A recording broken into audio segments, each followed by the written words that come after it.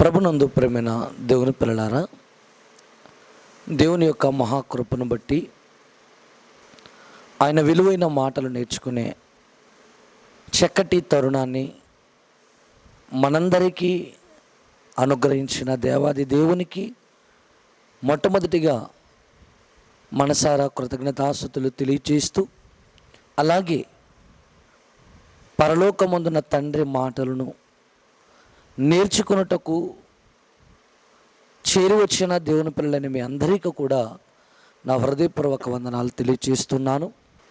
ప్రియమైన దేవుని పిల్లలారా, భూమి మీద సర్వ మానవాళి ప్రక్షాళన కొరకు యేసుక్రీస్తు ప్రభుల వారు 2000 సంవత్సరాల క్రితం ఈ లోకానికి పరలోకం నుండి కన్య మరియ గర్భం ద్వారా ప్రవేశింపబడ్డాడు. ఆయన 12వ ఏట నుండి పరలోకమందున తండ్రి కొరకు ప్రకటించటం, పరలోకమందున్న తండ్రి పనులలో నిమగ్నమవ్వటం, ఆయన చేస్తున్నటువంటి కార్యక్రమాలన్నీ కూడా పరలోకమందున్న తండ్రిని బయలుపరిచే విధంగా ఉండటం ఎంతోమందికి ఆశ్చర్యాన్ని కలిగించింది, ఎంతోమందిని అబ్బురపరిచింది. మహనీయుడైన యేసుక్రీస్తు ప్రభుల వారు పరలోకాన్ని విడిచి భూమి మీదకి వచ్చి ఆయన చేస్తున్న కార్యాలు, ఆయన చేస్తున్న మాటలు ఆనాటి ప్రపంచానికి చాలా ఆశ్చర్యనీయంగా, అద్భుతంగా అనిపించే గనుకనే అనేక మంది బంట్రోతులు ఆయన గూర్చి మాట్లాడిన మాట మనకు తెలుసు. ఆయన మాట్లాడినట్టు ఎవరు ఎన్నడూ మాట్లాడలేదు. ఇప్పటి వరకు ఎంతోమంది మాటలు మేము విన్నాము, కానీ యేసుక్రీస్తు వారు మాట్లాడినట్టు ఎవరు ఎప్పుడు ఎన్నడూ మాట్లాడలేదు అని యేసుక్రీస్తు వారిని గూర్చి ఎంతోమంది మాట్లాడటం, ఎంతోమంది ఆయన మాటలకు ఆశ్చర్యపోవటం బైబిల్ గ్రంథం మందు మనం చూడగలుగుతున్నాం. ఇక యేసుక్రీస్తు వారు 30వ ఏట సువార్తను ప్రకటించటం మొదలుపెట్టి అనేక ప్రాంతాలలో, అనేక గ్రామాలలో దేవుని చిత్తాన్ని నెరవేర్చటం కొరకు ఆయన బయలుదేరి దేవుని మాటలను ప్రకటించుట కొరకు సంచారం చేస్తున్నటువంటి పరిస్థితుల్లో చాలామంది ఆయన మీద పగపట్టిన వారు, చాలామంది ఆయన తప్పు పట్టాలని ఆలోచించిన వారు, చాలా విధాలుగా ఆయన హింస పెట్టాలని ఆలోచించిన ఎంతోమంది కుట్రదారులు బైబిల్ చరిత్ర నందు మనం చూడగలమండి. అంటే యేసుక్రీస్తు వారు బ్రతుకుండగా పరలోకమందున తండ్రి ఉద్దేశాలన్నిటిని కూడా ఈ లోకంలో ఉన్న సర్వమానవాళికి తెలియచేయాలన్న సదుద్దేశంతో ఆయన పెందలకడనే లేచి ఆయా ప్రాంతాలకు వెళ్ళి దేవుని మాటలను ప్రకటిస్తూ ఉంటే ఆయన మీద కుట్రలు పన్నారు, ఆయన మీద అబద్ధ ప్రచారాలు చేశారు, ఆయనపై అబద్ధ సాక్ష్యాలు ప్రవేశపెట్టారు. అంటే యేసుక్రీస్తు వారు బ్రతుకుండగా యేసుక్రీస్తు వారి యొక్క విలువ యూదా జాతికి అర్థం కాలేదని చెప్పవచ్చు. ప్రియులారా, ఆయన తోడబుట్టినటువంటి వారికే ఆయన విలువ అర్థం కాలేదు. ఆయన ఎప్పుడైతే మరణించారో, మరణించిన తరువాత యేసుక్రీస్తు వారి యొక్క విలువను తెలుసుకొని యేసుక్రీస్తు వారి యొక్క సహోదరులే సువార్తను ప్రకటించటం, వారు దేవుని మాటలను ప్రకటించటంలో తమ జీవితాన్ని పణంగా సమర్పించుకొని అనేక సంఘాల వారు ఈ చదువుకునే విధంగా పత్రికలను రాసి ఆ పత్రికల్లో విశ్వాసాన్ని ఎలా బలపరుచుకోవాలో, నరకానికి జారిపోకుండా ఎలా తమను తాము కాపాడుకోవాలో ఎన్నో విషయాలు యేసుక్రీస్తు వారి యొక్క సహోదరులు వ్రాసినట్టుగా మనం బైబిల్లో చూడగలిగాం. యేసుక్రీస్తు వారు బ్రతుకుండగా స్వయాన తన తోడబుట్టిన సహోదరులే ఇంటి నుండి వెళ్ళిపో, ఇక్కడ నువ్వు చేయకూడదు అన్న మాటలు మనం చూసాం. ఆయన విలువను తెలుసుకోలేకపోయారు. ఆయన బ్రతుకుండగా, ఆయన మరణించిన తరువాత ఆయన విలువను తెలుసుకొని ప్రార్థించటం, సువార్త ప్రకటించటం, పత్రికలు వ్రాయటం, వారి శేష జీవిత కాలాన్ని దేవుని కొరకు సమర్పించటం మనం చూడగలిగాం. అలాగే యూదా జాతి కూడా యేసుక్రీస్తు వారి యొక్క విలువ అర్థం చేసుకోలేదు. ఆయన సమాజ మందిరంలో ప్రకటించినప్పుడు, సముద్రపు ఒడ్డున ఆయన దేవుని మాటలు ప్రకటించినప్పుడు, పల్లె పల్లెన గ్రామ గ్రామములలో వెళ్ళి దేవుని మాటలు ప్రకటిస్తూ, స్వస్థతలు చేస్తూ, అద్భుతాలు చేస్తూ, ఆశ్చర్య కార్యాలు జరిగిస్తున్నప్పుడు ఆయన విలువ ఆనాటి యూదా జనాంగానికి అర్థం కాలేదు. ధర్మశాస్త్రానికి వ్యతిరేకంగా నడుస్తున్నాడు అని కొంతమంది అభియోగం మోపితే, మరికొంతమంది ఈయన దైవదూషణ చేస్తున్నాడని మరికొంతమంది ప్రగల్భాలు పలికి ఆయన మీద నేరాలు మోపుతూ ఉంటే, ఇలా రకరకాలుగా దేవుని యొక్క సంకల్పాన్ని చెప్పటానికి వచ్చిన యేసుక్రీస్తుపై ఆనాటి యూదా జాతి రకరకాల మాటల చేత ఆయన మీద విరుచుకుపడిన సంగతి మనకు తెలుసు. ఆయన పంట పొలాల్లో బడి వెళ్ళుచుండగా తప్పు పట్టాలని ఆయనతో పాటు వెళ్తున్నారు.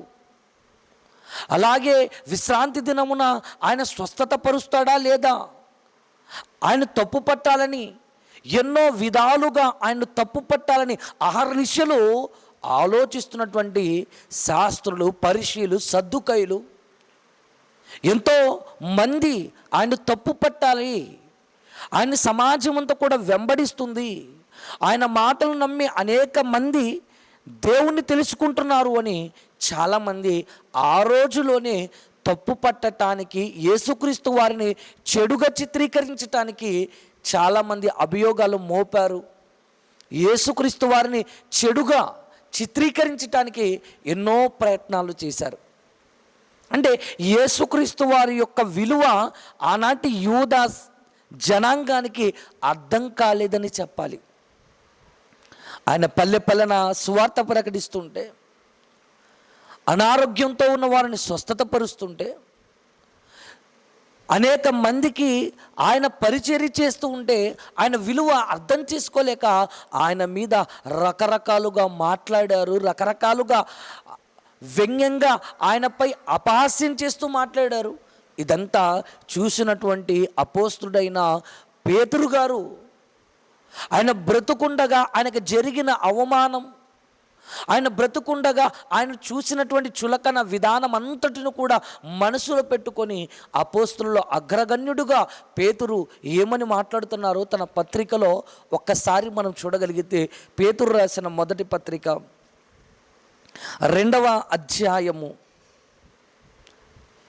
7వ వచనాన్ని మనం చూడగలిగితే, పేతురు రాసిన మొదటి పత్రిక 2వ అధ్యాయము 7వ వచనాన్ని మనం చూడగలిగితే, విశ్వసించుచున్న మీకు ఆయన అమూల్యమైన వాడు, విశ్వసింపని వారికైతే, విశ్వసించిన వారికైతే ఆయన అమూల్యమైన వాడు. మరి విశ్వసింపని వారికైతే ఆయన ఎలాంటి వాడో కింద మాటల్లో చెబుతున్నాడు చూడండి. ఇల్లు కట్టువారు ఏ రాతిని నిషేధించిరో అదే మూలకు తలరాయి ఆయను, మరియు అది అడ్డురాయు అడ్డు బండయు ఆయను.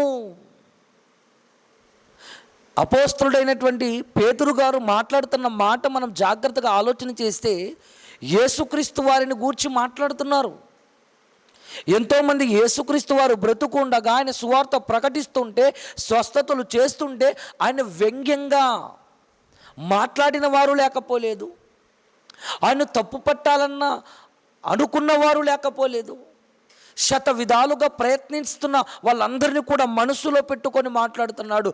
విశ్వసించిన వారికైతే ఆయన అమూల్యమైన వాడు, కానీ విశ్వసింపని వారికైతే అడ్డురాయుగా అడ్డు బండగా ఆయన నిలిచిపోయాడు అనుకొని వారు చాలా విధాలుగా ఆ అడ్డుబండను అడ్డురాతిని తొలగించటానికి శత విధాలుగా ప్రయత్నించారు అని పేతురు గారు మాట్లాడుతున్నారండి.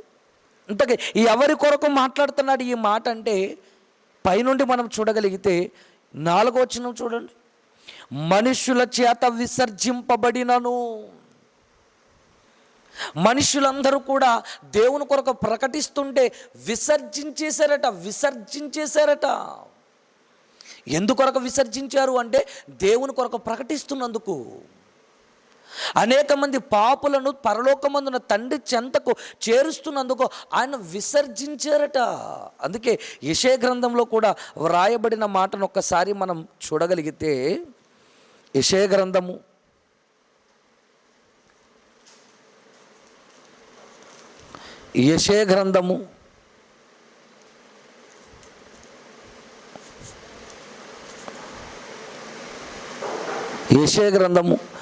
53వ అధ్యాయము 3వ వచనాన్ని మనం చూడగలిగితే, యెషయా గ్రంథము 53వ అధ్యాయము 3వ వచనాన్ని మనం చూడగలిగితే, అతడు తృణీకరింపబడిన వాడు ఆయను,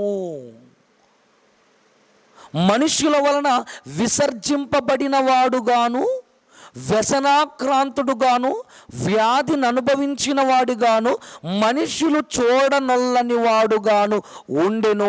అతడు తృణీకరింపబడిన వాడు గనుక మనము అతన్ని ఎన్నిక చేయకపోతిమి.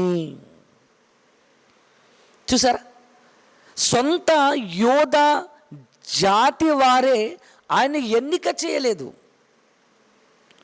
మనుష్యుల వలన తృణీకరింపబడిన వాడాయను, విసర్జింపబడిన వాడాయను. అంటే మనుషులు చాలా చులకనగా యేసుక్రీస్తు వారిని చూసినట్టుగా మనకు కనబడుతుందండి.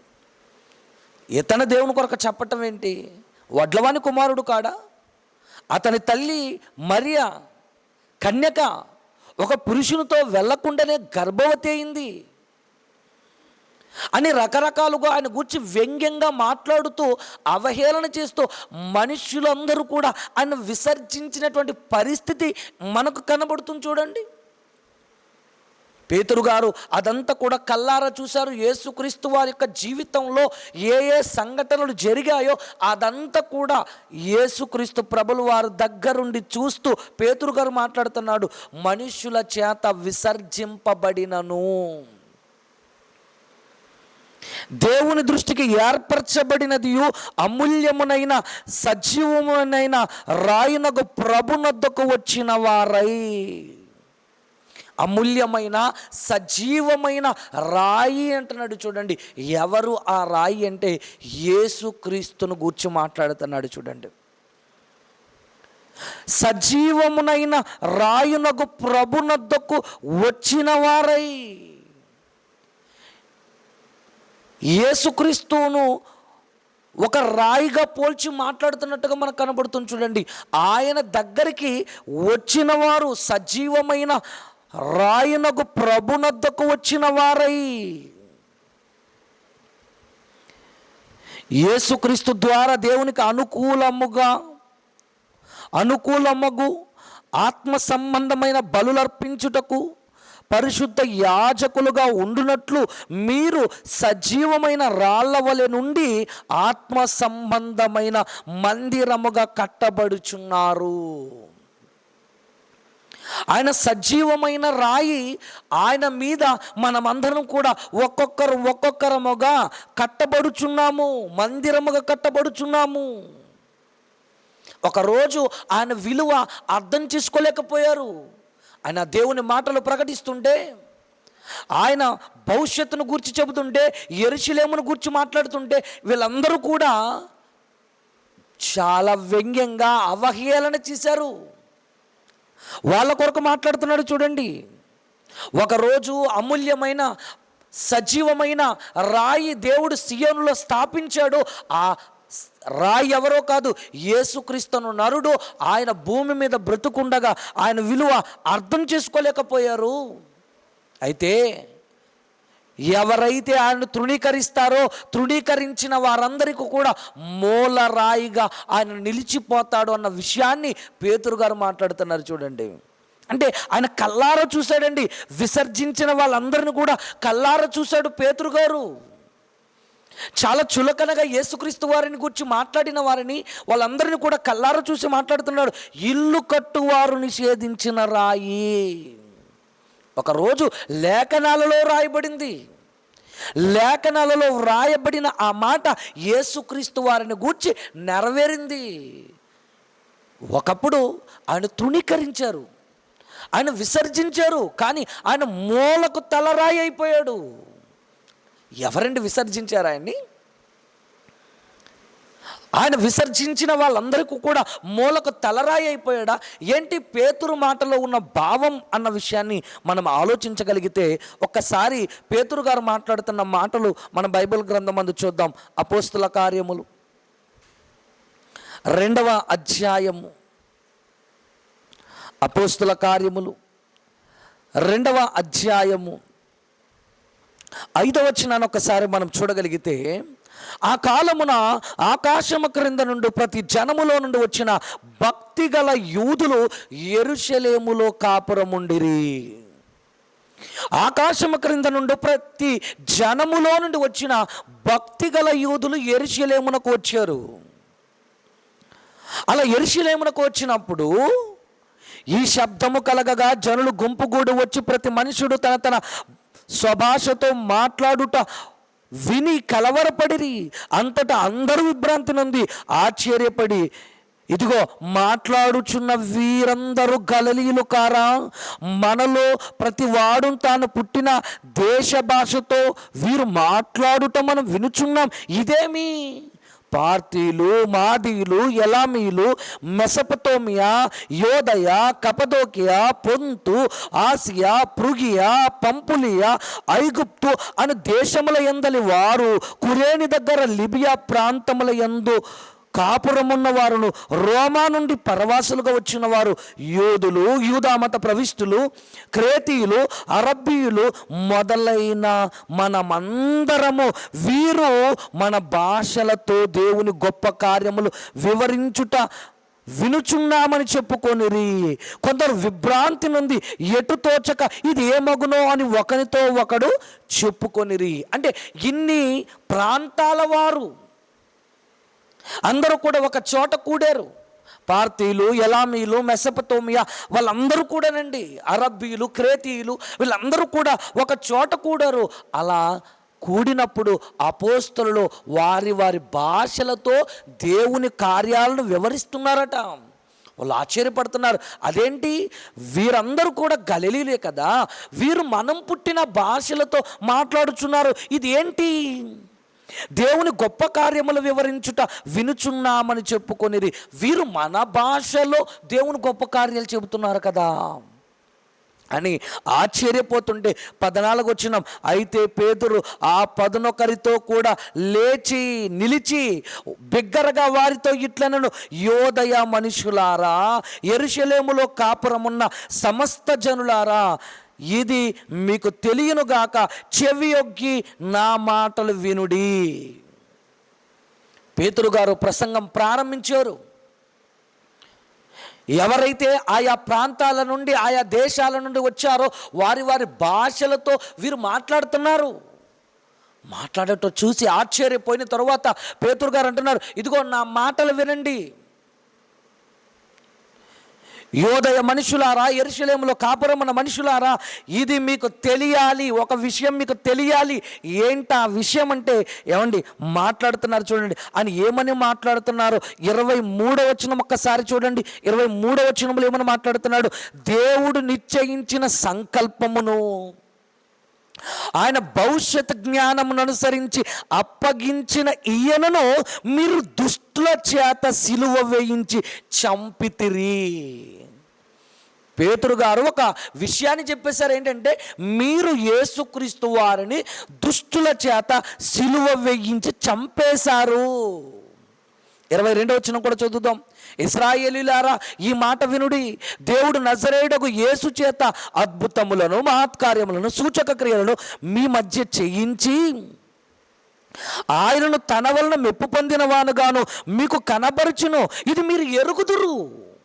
సాక్షాత్తు దేవుడే పరలోకం నుండి ఈ లోకానికి యేసుక్రీస్తు వారిని పంపించి ఆశ్చర్యకార్యాలు, అద్భుతాలు, మహత్కార్యాలు ఇవన్నీ జరిగించి మిమ్మును దేవుని దగ్గరకు చేయాలన్న ఆలోచనతో, సదుద్దేశంతో పరలోకాన్ని విడిచిపెట్టి ఆయన భూలోకానికి తన్ను తాను రిక్తినిగా చేసుకొని తగ్గించుకొని ఒక మనిషి ఆకారములో వచ్చి పరిచర్య చేయటానికి ఆయన వచ్చి ఉండగా మీరేం చేశారు? దుష్టుల చేత ఆయన సిలువ వేయించి చంపేశారు. కిరాతకంగా చంపేశారు. మీరు ఆయన్ని మీరే చంపేశారు అంటున్నారు చూడండి. అంటే వాళ్ళందరూ కూడా వింటున్నారు. పార్తీయులు, మాదీయులు, ఎలామీయులు, మెసపతోమియా, ఎలామీయులు, కపదోకీయులు వీళ్ళందరూ కూడా ఉన్నారు. ఒక మాటలో చెప్పాలంటే ఆకాశము క్రిందనున్న వాళ్ళందరూ కూడా, ప్రతి జనములో నుండి వచ్చిన భక్తి గల యూదులందరూ కూడా యెరూషలేములో కాపురం ఉన్నారు.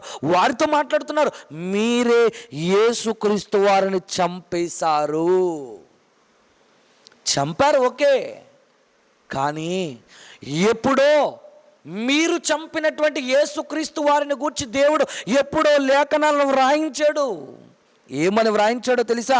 ఆయన దేహం కుళ్ళు పట్టదని, ఆయన 3వ దినమున తిరిగి లేస్తాడని, ఆయన పరలోకానికి చేరుతాడని, తండ్రి కుడిపార్శ్వంలో కూర్చుంటాడని ఎప్పుడో ఇదంతా కూడా దేవుడు ఆయన కొరకు ఆలోచించాడు. ఆయన భవిష్యత్ జ్ఞానమును అనుసరించి సంకల్పించిన ఆయన మీరు దుష్టుల చేత సిలువ వేయించి చంపేశారు, చంపితిరి. ఆయన ఒక విషయాన్ని చెప్తున్నాను, మరణం ఆయన బంధించిండుట అసాధ్యం. మరణించిన వాడు సమాధికే పరిమితమయ్యాడు నేటి వరకు, కానీ అందరిలాంటి వాడు కాదు నా యేసు. సమాధి నుండి 3వ దినమున లేస్తాడని పేతురు గారు మాట్లాడుతున్నారు చూడండి. గనుక దేవుడు మరణ వేదనలు తొలగించి ఆయన నుండి లేపెను. సమాధి నుండి 3వ దినమున ఆయన లేపెను. ఆయన చచ్చిపోతే ఒక పని అయిపోతుందని మీరు అనుకున్నారు. ఆయన బ్రతుకుండగా మీరు చులకనగా ఆయన చూశారు, కానీ చచ్చిపోయినా ఆయన కూడా దేవుడు 3వ దినమున తిరిగి లేపాడు. మీ జ్ఞానం ఏమైపోయింది? ఏమైపోయారు మీరంతా కూడా? చచ్చిపోతే అయిపోయింది అని మీరు అనుకుంటున్నారేమో, కానీ చచ్చిన తరువాత మరో విప్లవం ఆరంభమైంది. దేవుడు మరణ వేదనలు తొలగించి ఆయన లేపెను. ఇక్కడ పేతురు గారు మాట్లాడుతున్నారు, మీరే ఆయన చంపారు, మీరే ఆయన సిలువ వేశారు అనగానే ఏమండి వాళ్ళందరూ కూడా ఏమని మాట్లాడుతున్నారు? 36వ వచనం చూడండి, మీరు సిలువ వేసిన ఈ యేసునే. చూసారా, మరలా ఇక్కడ మాట్లాడుతున్నాడు, మీరు సిలువ వేశారు. దేవుడు ప్రభునుగాను క్రీస్తునుగాను ఆయన నియమించాను. ఇది ఇశ్రాయేలు వంశమంతయు రూఢిగా తెలుసుకొనవలెను. ఒకప్పుడు మీరు విసర్జించారు కదా, విసర్జించి ఆయన చంపేశారు కదా, ఆయన చులకనగా చూశారు కదా. అయితే ఇశ్రాయేలు వంశమంతా కూడా రూఢిగా తెలుసుకోవాల్సిన విషయం ఏంటంటే, ఏ యేసునైతే మీరు చంపారో ఆ యేసునే దేవుడు ప్రభుగాను క్రీస్తునుగాను నియమించెను. ప్రభు అయిపోయాడు ఆయన, ప్రభులకు ప్రభు, రాజులకు రాజుగా ఆ దేవుడు నియమించాడు. ఇశ్రాయేలు వంశమా, ఇదంతా కూడా మీరు తెలుసుకోండి అంటే, అప్పుడు వారు 37వ వచనంలో అంటున్నారు, వారు ఈ మాట విని హృదయములో నొచ్చుకొని, సహోదరులారా మేము ఏం చేయాలి? మేము ఆయన బ్రతుకుండగా మేము తక్కువగా చూసాం, ఆయన విలువను తెలుసుకోలేకపోయాం, మేము ఏం చేయాలి? దేవుడు మరలా ఆయన లేపి తన కుడిపార్శ్వమున కూర్చోబెట్టుకున్నాడా? ఆయన చెబుతున్నప్పుడు, ఆయన ఎన్నో కార్యాలు చేస్తున్నప్పుడు అవహేళన చేశామయ్యా, తప్పైపోయింది సహోదరులారా మేము ఏం చెయ్యాలి? మీరే చంపారన్నప్పుడు వాస్తవానికి వాళ్ళు చంపకపోతే అక్కడ వాళ్ళు అనాల్సిన మాట ఏంటి? మేమెప్పుడు చంపామయ్యా, మేం చంపామంటున్నావేంటి అని అనాలి. అంటే యేసుక్రీస్తు వారిని చంపిన వారిలో వీరందరూ కూడా ఉన్నారు. బరబ్బ కావాలా, యేసు కావాలంటే అందరూ కూడా ఆ బందిపోటు దొంగగా ఉన్న ఆ బరబ్బనే కోరుకున్నారు తప్ప యేసును మాత్రం సిలువేయండి, చంపేయండి. చూసారా ఎంతగా ఆయన మీద కుట్రలు పడ్డారో, ఎంతగా ఆయన మీద అసూయపడ్డారో, ఎంతగా ఆయన మీద అక్కస్సు కలిగి ఉన్నారో. అందుకేనండి ఆయన గొల్గతా కొండ వరకు కూడా సిలువను మోయించుకొని తీసుకొని వెళ్ళి ప్రజల మధ్య అవమానించుకుంటూ ఆయన ఊరేగించుకుంటూ తీసుకొని వెళ్ళిపోయి ఆయన ప్రాణం విడిచేంత వరకు కూడా ఆయన వదలలేదంటే ఎంత కిరాతకమైన యోధా జాతి మీరు ఆలోచించండి. ఆ కిరాతకమైన యోధా జాతితో మాట్లాడుతున్నారు. ఒకరోజు మీరు గొల్గతా కొండ వరకు ఆయన ప్రాణమును మోయించి తీసుకొని వెళ్ళిపోయారు. ఆయన ముఖం మీద ఉమ్ము వేశారు, ఆయన కొరడాలతో కొట్టారు, ఆయన రకరకాలుగా చిత్రహింసలు పెట్టారు. అదంతా కూడా నేను చూశాను, అదంతా నేను కళ్ళారు చూశాను. మీరు ఆయన విసర్జించారు కదా, మీరు ఆయన్ని విసర్జింపబడిన రాయి, మూలకు తలరాయి. అప్పుడు అంటున్నారు, మేమేం చేయాలంటే, మీరేం చేయాలో తెలుసా? ఎవరినైతే మీరు విసర్జించారో ఆయన నామమున లేచి మీరు బాప్తిస్మం పొందండి. చూసారా, ఏ యోధా జాతి అయితే ఆయన విసర్జించిందో ఆ యోధా జాతి రక్షింపబడటానికి మూల కారణం యేసుక్రీస్తు ప్రభుల వారే అయిపోయారు. చూడండి, అందుకేనండి వాళ్ళందరూ కూడా వాళ్ళ తప్పిదాలను తెలుసుకొని వాళ్ళు సంఘంగా చేర్చబడ్డారు. అంటే యేసుక్రీస్తు వారిని ఒకప్పుడు ఆ రాయిని విసర్జించారు, ఇప్పుడు ఆ రాయి మీద కట్టబడ్డారు. ఎంతమందో తెలుసా? ఒక్క రోజులో దాదాపుగా 3,000 మంది కట్టబడ్డారండి. అలా కట్టబడిన తరువాత అపోస్తుల బోధ, సావాసం, రొట్టె విరుచుట, ప్రార్థన చేయుట ఎడతెగక తప్పు చేసిన వారు ఒకప్పుడు పొరపాటు చేశారు. ఆ తరువాత తమ తప్పిదాన్ని తెలుసుకొని వారు ఏమైపోతున్నారంటే, ఇదిగో ఆయన మహిమ స్వరూపయోగును ప్రభు అని తెలిసిండిన ఎడల ఆయన సిలువ వేయకపోయిందేమో, ఆయన కొరకు మాకు తెలియలేదండి. ఆయన ఖ్యాతి, ఆయన గొప్పతనం, ఆయన విలువ మాకు తెలియలేదు కనుక ఆయన మేము చంపేశామండి. ఆయన చంపబడడానికి మేము అప్పగించేసామండి, కిరాతకంగా హింసించేసామండి. కనుక మేము ఏం చేయాలి? యేసుక్రీస్తు నామమున లేచి బాప్తిస్మం తీసుకోండి అనగానే 3,000 మంది బాప్తిస్మం తీసుకున్నారండి. అప్పుడు పేతురు గారు ఇదంతా కూడా మాట్లాడుతూ ఇంకేమని మాట్లాడుతున్నారు చూడండి.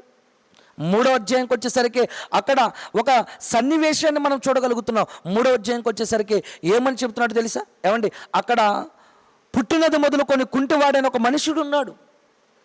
ఆ మనుషుడు అడుగుతున్నాడు ఏమని తెలుసా? అయ్యా, మాకు ఏదైనా ఇస్తారా, నాకు ఏదైనా దానం చేస్తారంటే ఆ మనిషితో అన్న మాటలు ఏంటి తెలుసా? బంగారం కానీ వెండి కానీ మాకు ఏది కూడా లేదు, కానీ మాకు కలిగినదే నీకు ఇచ్చుచున్నాము అని చెప్పి నజరేయుడైన యేసు నామమున లేచి నడవమని చెప్పాడట. చూడండి, ఆశ్చర్యపోయారండి. ఏ యేసుక్రీస్తు వారిని అయితే కాదనుకున్నారో ఆ యేసుక్రీస్తు వారి నామమునే నడవమని చెప్పాడు. చూసారా, అంటే ఎవరినైతే విసర్జించారో వారే ఆ రోజు యోధా జనాంగానికి మూల కారణమయ్యారండి. అందుకే పేతురు గారు అంటారు ఏమని తెలుసా? మా సొంత శక్తి చేత కానీ భక్తి చేత కానీ వీనికి మేము కాళ్ళు ఇవ్వలేదు, కానీ యేసుక్రీస్తు ద్వారాని యేసుక్రీస్తు వారి నామమును బట్టి మేము ఆయనకి ఇచ్చామంటూ 14వ వచనంలో చెప్తున్నాడు. చూడండి, మీరు పరిశుద్ధుడును నీతిమంతుడైన వారిని నిరాకరించి, ఒకప్పుడు మీరేం చేశారు?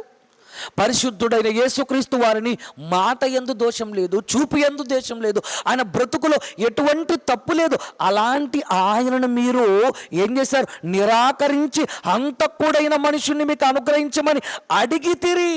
అయితే మీరు జీవాధిపతిని చంపితిరి, కానీ దేవుడు ఆయనను మృతులలో నుండి లేపెను, అందుకు మేము సాక్షులము. చూసారా, యేసుక్రీస్తు వారికి సాక్షులుగా అపోస్తులుడైన పేతురు గారు మాట్లాడుతున్నారు. మీరు చంపారు ఆయన్ని, కానీ ఆయన చంపినందుకు మేము సాక్షులం, ఆయన తిరిగి లేచినందుకు కూడా మేము సాక్షులం. ఎవరైతే ఆయన విసర్జించిన వారందరూ కూడా విశ్వసించినట్టుగా మనకు కనబడుతుంది. చూడండి, అందుకే పేతురు గారు తన పత్రికలో మాట్లాడుతున్న మాట పరిశుద్ధాత్మ ప్రేరణ చేత లేఖనాల్లో వ్రాయబడిన మాట మరలా చెబుతున్నాడు. విసర్జింపబడిన రాయి, మూలకు తలరాయి. ఒకప్పుడు యోధా జనాంగం అంతా కూడా నరహంతకుణ్ణి కోరారు, యేసును చంపమని, యేసును ఈ లోకం నుండి తీసివేయాలని శతవిధాలుగా ప్రయత్నం చేశారు, కానీ ఆయనే మూలమయ్యాడు రక్షణకు. ఆయనే రక్షణకర్తగా నిలిచాడు. అందుకే ఆయన గూర్చి ఏమని మాట్లాడుతున్నాడో ఒక్కసారి మరికొన్ని విషయాలను మనం చూడగలిగితే, ఆయన కొరకు ఎన్నో విషయాలు మాట్లాడుతున్నాడు పేతురు గారు. చూద్దాం, చూడండి, అపోస్తుల కార్యములు 4వ అధ్యాయం విసర్జింపబడిన క్రీస్తు మూలకు ఎలాగైతే తలరాయి అయిపోయాడో మరిన్ని విషయాలు పేతురు గారు మాట్లాడుతున్నారు చూడండి. అపోస్తుల కార్యములు 4వ అధ్యాయం 5వ వచనం నుండి మనం ఆలోచించగలిగితే, మరునాడు వారి అధికారులను, పెద్దలను, శాస్త్రులను యెరూషలేములో కూడుకొనిరి. అధికారులు, పెద్దలు, శాస్త్రులు వీళ్ళందరూ కూడా యెరూషలేములో కూడుకున్నారు. ప్రధాన యాజకుడైన అన్నయు, కయాపయు, యోహానును, అలెగ్జంద్రును, ప్రధాన యాజకుని బంధువులను వీరందరూ వారితో కూడా ఉండిరి. చాలామంది ఉన్నారండి అధికారులు. యేసుక్రీస్తు వారిని చంపటానికి ఎవరైతే ఆ రోజు ఆధిపత్యం చలాయించారో, కొరడాలతో కొట్టేటట్టుగా మీకు ఇష్టం వచ్చినట్టుగా చేసుకోండి, మీకు ఇష్టం వచ్చినట్టుగా ఆయన చంపుకోండి అని ఎవరైతే తీర్మానం చేశారో, అన్న, కయాప, పిలాతు వీళ్ళందరూ కూడా ఉండి, ఏమండి అక్కడ చూడండి, అన్నయు, కయాపయు, యోహానును, అలెగ్జంద్రును, ప్రధాన యాజకుని బంధువులను అందరూ కూడా అక్కడ ఉన్నారు. వారి దగ్గర పేతురును, యోహానును మధ్య నిలవబెట్టి, మీరు ఏ బలము చేత, ఏ నామమును బట్టి దీన్ని చేసిరని అడగగా, పేతురు పరిశుద్ధాత్మతో నిండి కొనినవాడై ఇట్లా, నేను ప్రజల అధిపతులారా, పెద్దలారా, ఆ దుర్బలునికి చేయబడిన ఉపకారమును గూర్చి వాడు దేని వలన స్వస్థత పొందినని నేడు మమ్మును విమర్శించుచున్నారు గనుక మీరందరూ, ఇశ్రాయేలు ప్రజలందరూ తెలుసుకోవలసినదేమనగా. మరలా చెప్పాడు చూడండి, అక్కడ చెప్పాడు అదే మాట, ఇక్కడ కూడా అధికారులు ఉన్నా, ఆయన చంపటానికి ఎవరెవరైతే పాల్గొన్నారో, కారకులయ్యారో వారందరూ కూడా ఉన్నా, అక్కడ కూడా ఏమని మాట్లాడుతున్నారు తెలుసా, మీరందరూ తెలుసుకోవాల్సినది ఏమనగా, ఆ దుర్బలునికి నేను మంచి చేసినందుకు ఎలా నడకనిచ్చారని మీరందరూ కూడా అడుగుతున్నారు కదా. అయితే చెప్పేస్తున్నాను చూడండి, ఎలా నేను స్వస్థత పరిచానో చెబుతున్నాను తెలుసుకోండి. అదేమనగా, మీరు సిలువేసినట్టు. మరలా ప్రారంభించాడు చూడండి, మీరు అని మాట్లాడుతున్నాడు చూడండి. మీరు సిలువేసినట్టు, మృతులలో నుండి దేవుడు లేపినట్టు, నజరేయుడైన యేసుక్రీస్తు నామమున వీడు స్వస్థత పొంది మీ ఎదుట నిలుచుచున్నాడు. ఎలా ఈ కుంటివాడు కాళ్ళు వచ్చాయి, ఎలా వీడు నడవగలుగుతున్నాడు అని మీరు ఆశ్చర్యపడుతున్నారా? వాడు పుట్టుకతో కుంటివాడు కదా, ఎలా నడుస్తున్నాడు, ఎలా నడవగలుగుతున్నాడని మీరు ఆశ్చర్యపోతున్నారు. కానీ యేసుక్రీస్తు వారి నామమున వానికి నడకనిచ్చాము, యేసుక్రీస్తు నామమున వాడిని స్వస్థత పరిచాం. ఎవరినైతే మీరు చంపారో, ఎవరినైతే లోకం నుండి తీసివేయాలనుకున్నారో, ఎవరినైతే ఈ లోకము నుండి లేపేయాలని మీరు ఆలోచన చేశారో, ఆయన ద్వారానే చేశామంటే ఇప్పుడు పేతురు మరలా మాట్లాడుతున్నాడు 11వ వచనంలో, ఇల్లు కట్టువారైన మీరు తృణీకరించిన రాయి ఈయనే. మీరు ఒకరోజు తృణీకరించారు, కాదనుకున్నారు. యోధా జనాంగం కాదనుకున్నారు, అధికారులు కాదనుకున్నారు, ప్రజలందరూ కూడా కాదనుకున్నారు, అందరూ కాదనుకున్నారు. మీరు అందరూ కూడా ఆయన తోసేశారు, విసర్జించారు. ఇల్లు కట్టువారైన మీరు తృణీకరించిన రాయి ఈయనే, ఆ రాయి మూలకు తలరాయి ఆయను. ఇదిగో, ఎవరినైతే మీరు విసర్జించారో ఆయన మూలకు తలరాయి అయిపోయాడు. పేతురు గారు ఎంత ధైర్య సాహసాలతో మాట్లాడుతున్నారు చూడండి. అంటే ఆయన అందరిని చూశాడండి. ఎవరైతే చంపాలనుకున్నారో, ఎవరైతే ఆయన ప్రక్కన ఉన్నారో వాళ్ళందరిని కూడా చూసి మాట్లాడుతున్నాడు. ఇంకా ఏమని మాట్లాడుతున్నాడు చూడండి 12వ వచనములో, ఎవరి వలనను రక్షణ కలగదు, ఈ నామమునే మనము రక్షణ పొందవలెను గాని ఆకాశము క్రిందనున్న మనుషులకు ఇయ్యబడిన ఏ నామములో రక్షణ పొందలేము గాని, ఏ నామమున రక్షణ పొందలేము గాని యేసుక్రీస్తు వారి నామము ద్వారానే రక్షణ పొందగలము. సరే, ఎంత ధైర్యంగా మాట్లాడుతున్నాడండి. అధికారుల దగ్గర, ప్రజల దగ్గర, అందరి దగ్గర మాట్లాడుతున్నాడండి. మీరు ఎవరినైతే తృణీకరించారో, ఎవరినైతే మీరు కాదనుకున్నారో ఆ యేసుక్రీస్తు వారి ద్వారానే రక్షణ, ఆ యేసుక్రీస్తు వారి ద్వారానే స్వస్థత. ఏమండి ఎంత చక్కగా మాట్లాడుతున్నాడు చూడండి. ఆయన ద్వారానే, ఆకాశము క్రిందనున్న ఏ నామములో కూడా రక్షణ రాదు. ఇదిగో, యేసుక్రీస్తు వారి నామము ద్వారానే రక్షణ. అంటే ఒకప్పుడు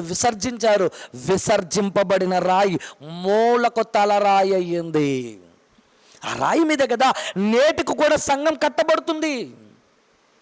సజీవమైన రాళ్ళగా కట్టబడుతున్నారు. ఆ రోజు వాళ్ళు కట్టబడ్డారు, ఆ రాయిని కాదనుకున్నారు, ఆ రాతి మీదే కట్టబడ్డారు. ఒక్కొక్కరుగా కట్టబడ్డారు.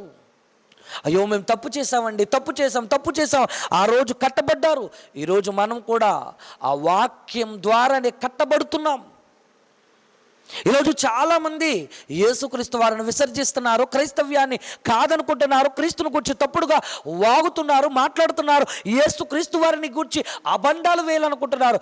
ఒకటి గుర్తుపెట్టుకోండి, ఆ రోజు పేతురు చేసిన ప్రసంగమే ఈ రోజుకు కూడా అదే సజీవము కలిగిన సందేశం. ఏంటో తెలుసా? ఆ రోజు విసర్జించిన వారికి క్రీస్తు మూలకు తలరాయి అయ్యాడు.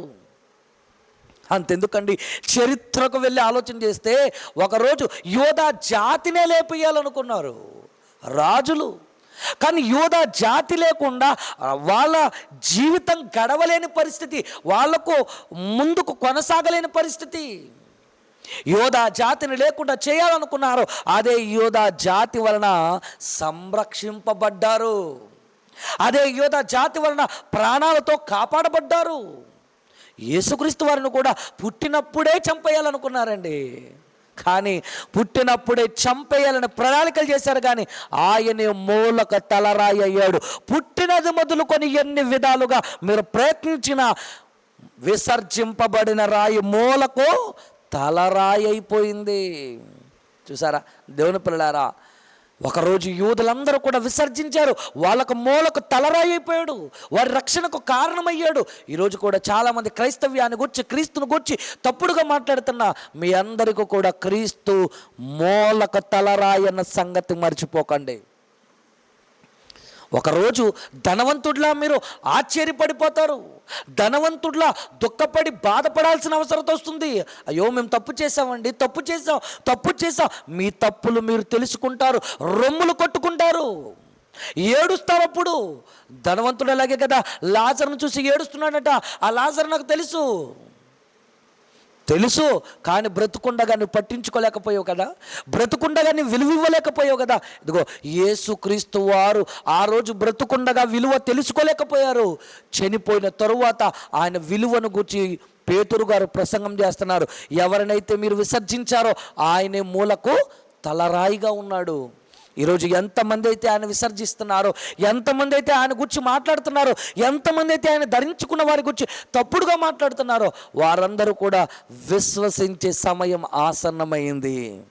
గనుక దేవుని పిల్లలారా, ఆ రోజుకి ఈ రోజుకి విసర్జింపబడిన రాయి మూలకు తలరాయి అవుతుంది.